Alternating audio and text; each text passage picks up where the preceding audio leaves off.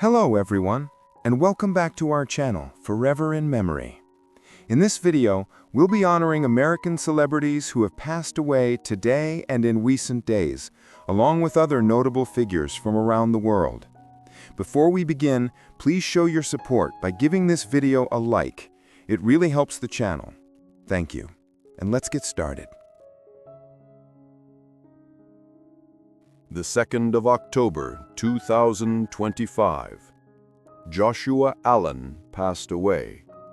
A man whose name might not have been written in flashing lights, but whose influence reached far beyond the boundaries of his field. Known for his deep intelligence, relentless curiosity, and ability to connect with people on a profoundly human level, Allen built a legacy defined not by fame, but by the quiet power of dedication, resilience, and purpose. Born in the United States in the early 1980s, Joshua grew up in a world of rapid change and limitless possibility. Even as a child, he was driven by a hunger to understand how things worked. Not just machines or technology, but people, societies, and the ideas that shaped them.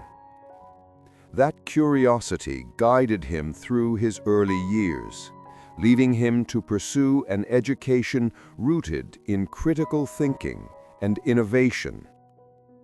Those who knew him then remember a young man who was never satisfied with simple answers, always pushing deeper, always questioning, always searching for something more. His early career reflected that same restless energy. Joshua refused to be confined by a single path.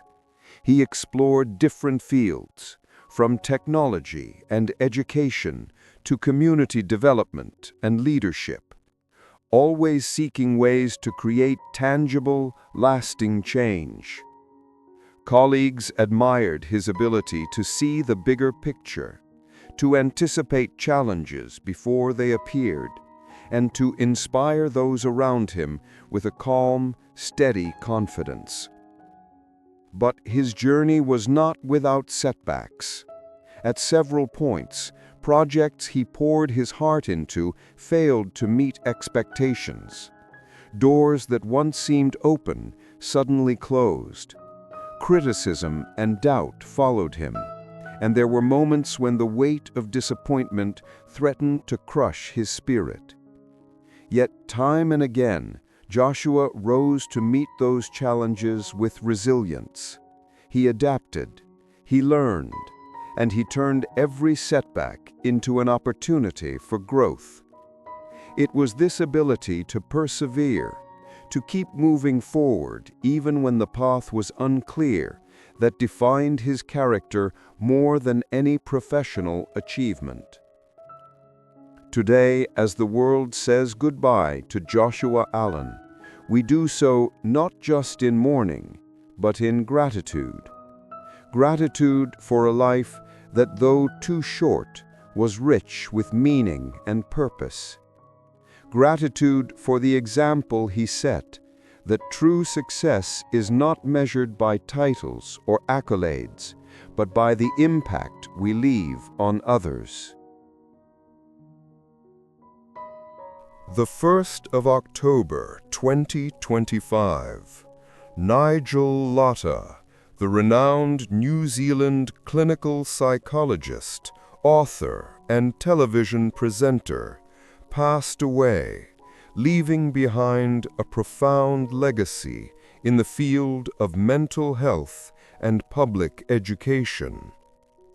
Known for his ability to translate complex psychological ideas into language everyone could understand, he changed how an entire nation talked about parenting, relationships, and the human mind. Born in Oamaru, New Zealand, Latta grew up fascinated by people, their fears, their dreams, and the hidden forces that shape their behavior. This curiosity led him to study psychology at the University of Otago, where he developed a deep commitment to helping others through understanding rather than judgment. Over the years, he built a respected career as a clinical psychologist, specializing in family therapy and child behavior, and he became a trusted voice for parents and educators alike. But Lotta's influence extended far beyond the therapy room. Through his best-selling books, lectures, and acclaimed television series such as Beyond the Darklands and the politically incorrect parenting show, he brought psychological insight into living rooms across New Zealand and beyond. His rare gift was blending scientific knowledge with warmth and humor, making even the most difficult conversations about trauma, discipline, or resilience feel accessible and deeply human. He was not afraid to confront society's darker sides, from crime and violence to mental illness and grief. Yet he always returned to one message, that people, no matter how broken, can change and heal.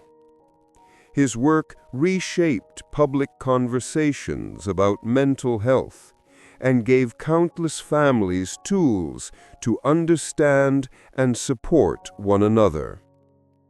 Today, as his voice falls silent, his influence continues to echo in classrooms, living rooms, and counseling rooms across the world. Nigel Lotta's legacy is not just in the pages he wrote or the programs he presented, but in the countless lives he touched and the understanding he brought to a complex world. May his memory continue to guide us toward compassion, curiosity, and the belief that healing is always possible. 2nd October 2025.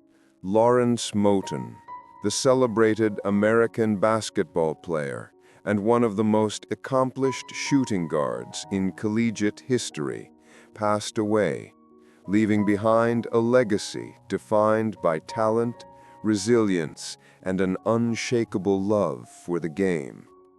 Known to fans as Poetry in Moten, his name became synonymous with grace on the court and determination off it. Born in Washington, D.C., Moten grew up on the city's playground courts, where basketball wasn't just a game, it was a language, a dream, a way forward.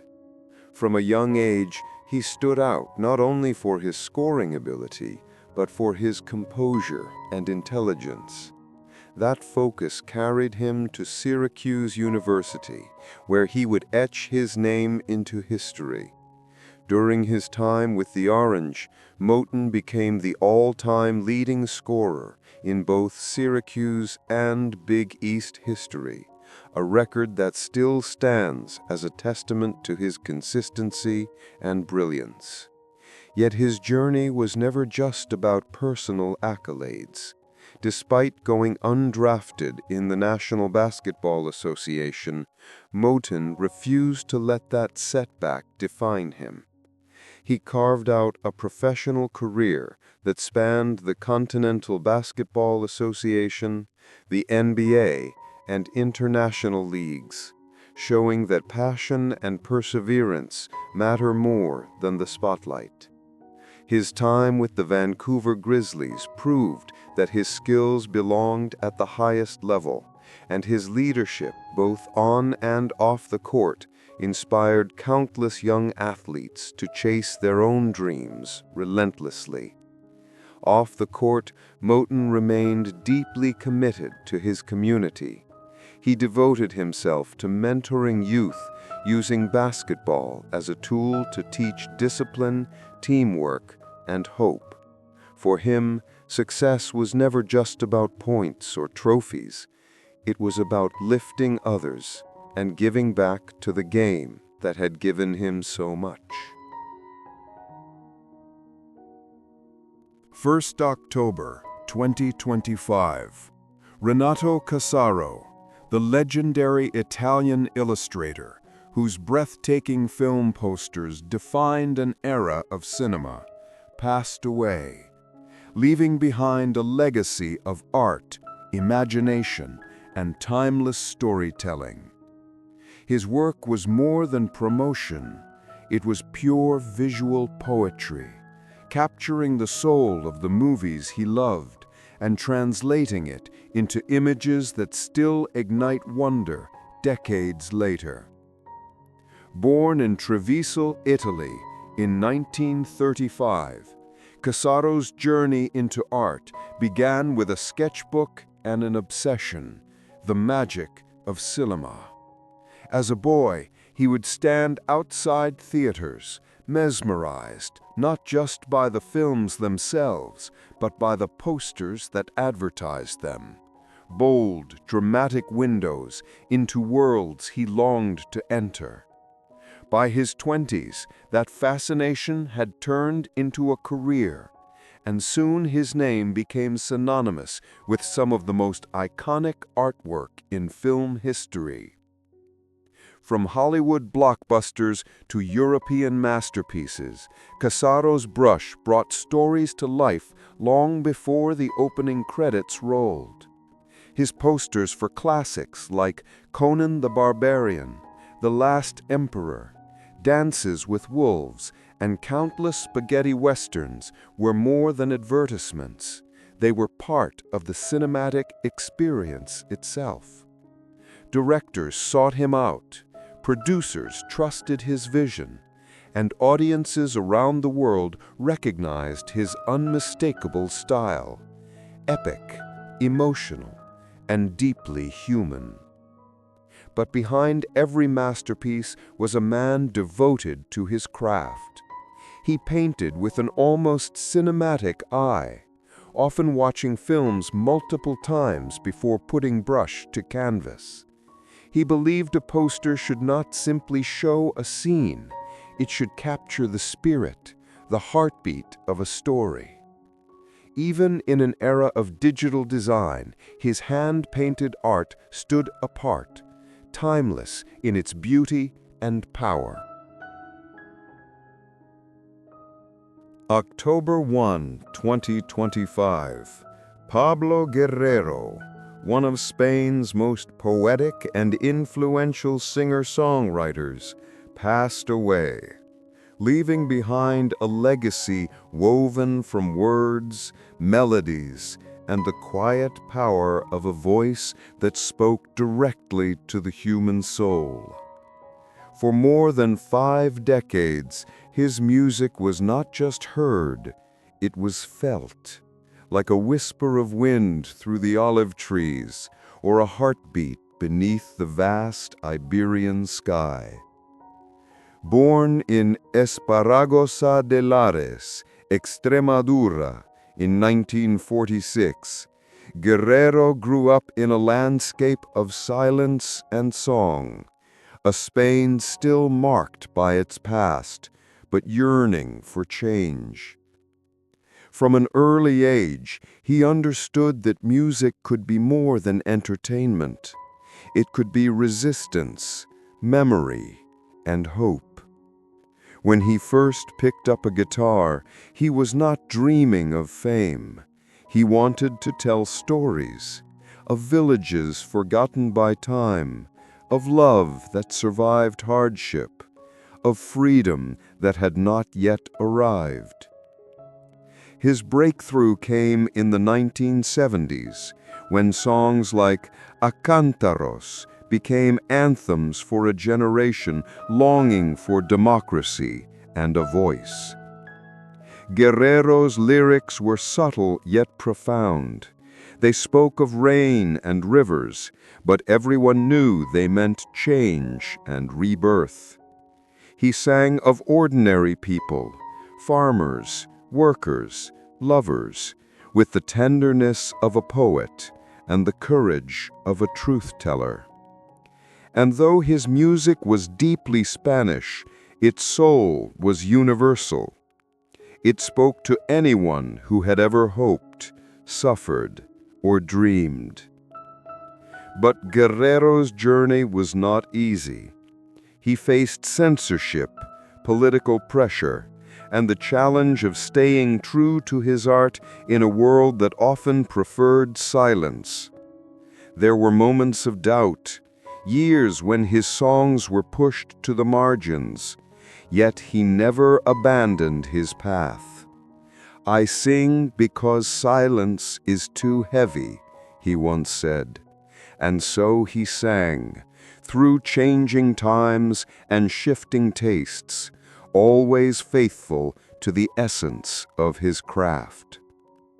As the decades passed, his work evolved, more introspective, more experimental, but it never lost its heart.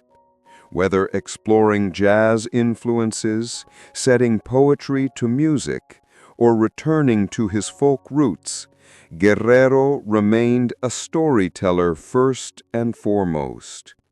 His concerts felt less like performances and more like conversations, intimate, honest, deeply human. October 1, 2025. Gabriel Loubiet, a respected Canadian politician and businessman who left an indelible mark on Quebec's political and economic landscape, passed away, remembered as a figure of integrity, determination, and unwavering commitment to public service. His name may not have been shouted from every podium, but those who followed Quebec's political evolution in the 20th century know how deeply his work shaped the province's path. Born in Quebec City in 1938, Loubiet grew up during a time of profound social and political transformation in Canada. From an early age, he was drawn to the complexities of governance and the power of public policy to shape society. After studying economics and immersing himself in the issues that defined his era, he entered politics not as a careerist, but as a believer, someone who truly felt that government could be a force for progress and unity. His political rise came through the Union Nationale, a party that played a pivotal role in Quebec's mid-century history.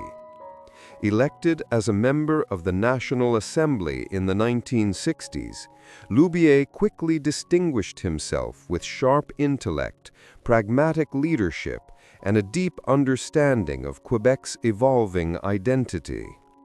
He served as Minister of Tourism, Hunting and Fishing, and later as Minister of Industry, where he championed initiatives that strengthened the province's economy and promoted its rich cultural and natural heritage.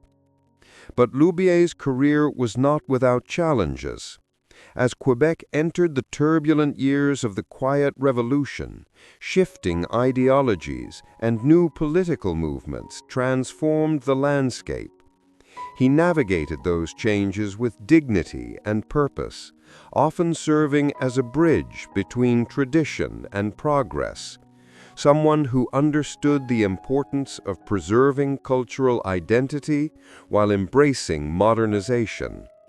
His voice was one of balance and reason during an era when political discourse was anything but.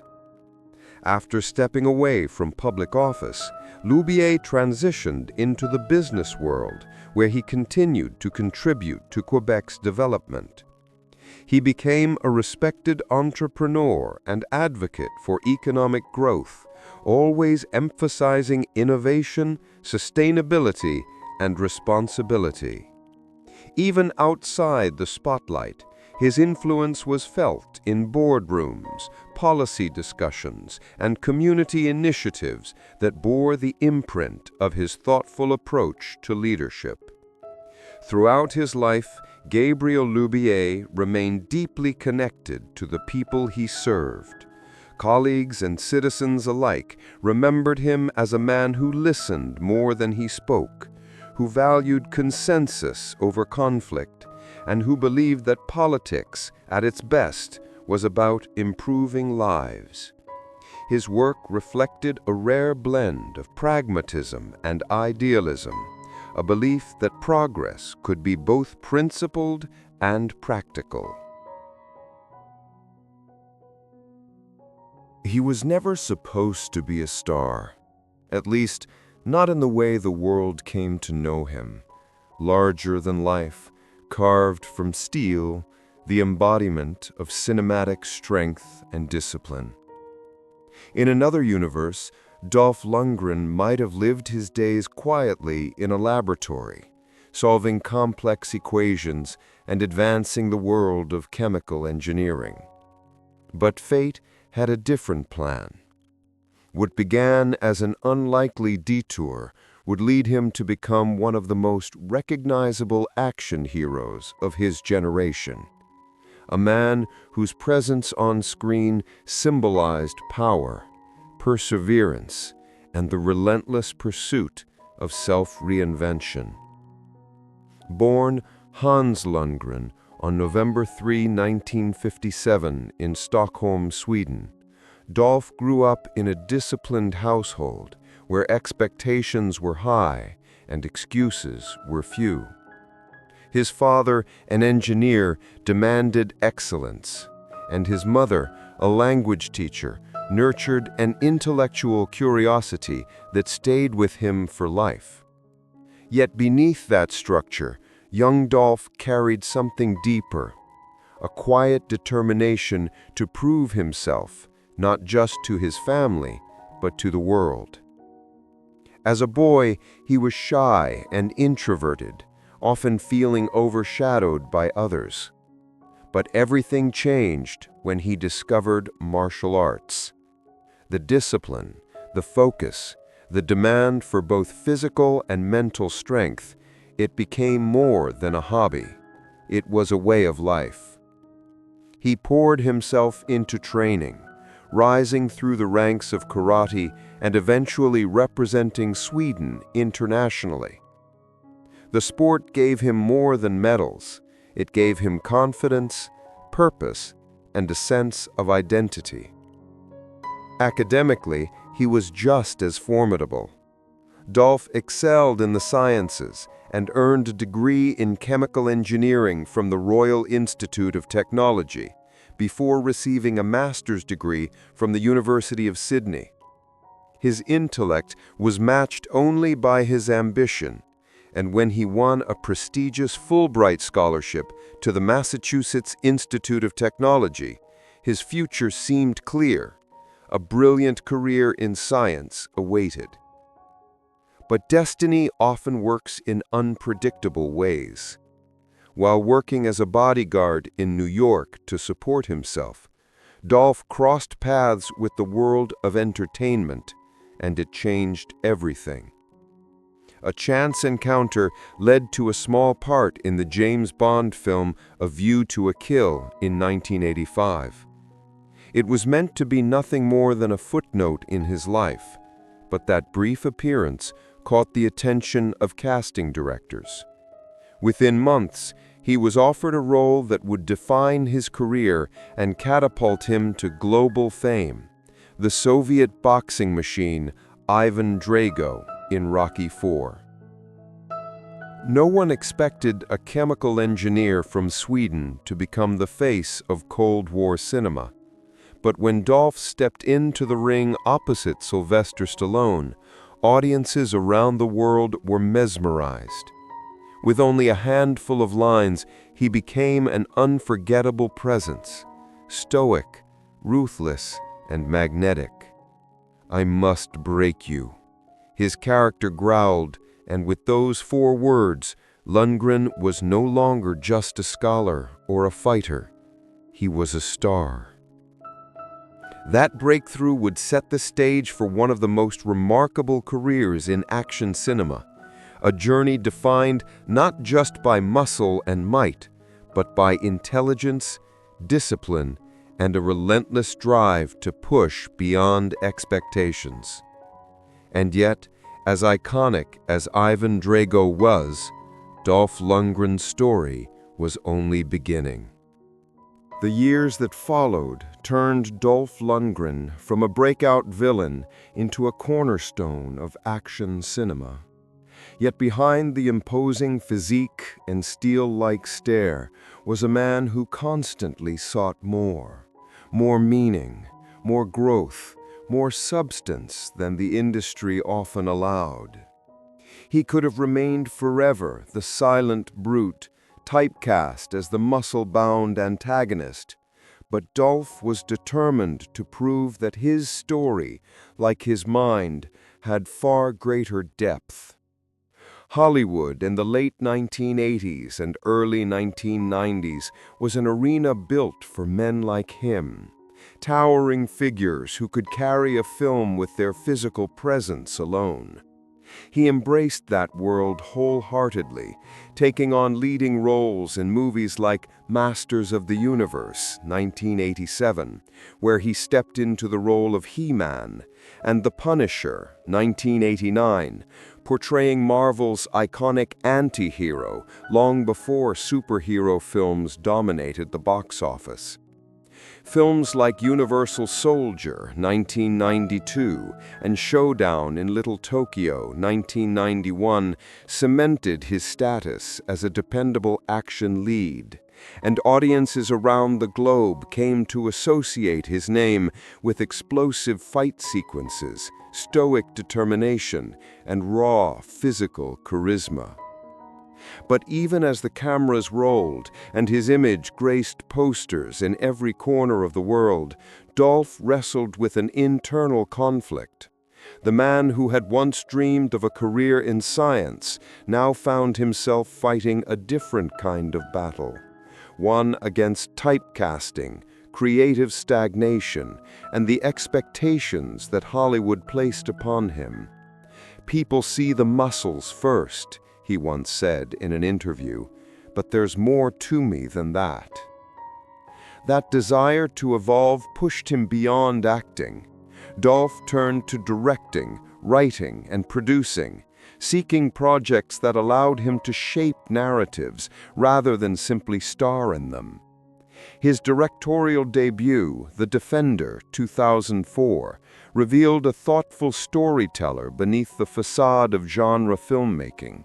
It wasn't about proving something to critics, it was about proving something to himself. Life off-screen was no less dramatic. Fame brought opportunities, but also pressures, and at times, personal demons. The relentless pace of the industry took its toll on his relationships, and the persona he projected to millions often clashed with the quieter, more introspective man he was in private. Still, he never stopped reinventing himself. He earned a black belt in karate, competed internationally, and continued his academic pursuits, proving that strength comes in many forms: physical, intellectual, and emotional. As the years passed, a new generation discovered Dolph not just as a nostalgic icon, but as a resilient artist.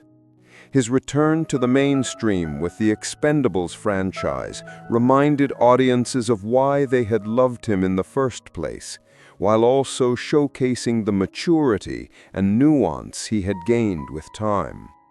He was no longer just Ivan Drago or He-Man.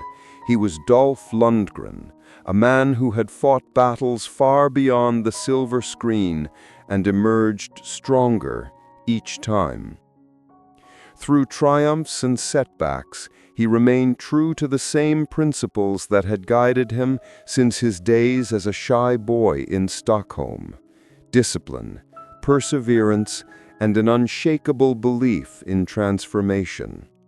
And with every role, every film, every reinvention, he continued to challenge the world's idea of who he was, and perhaps, more importantly, who he could still become. Time, as it always does, softened the edges of Dolph Lundgren's story, revealing something far greater than the image that first made him famous.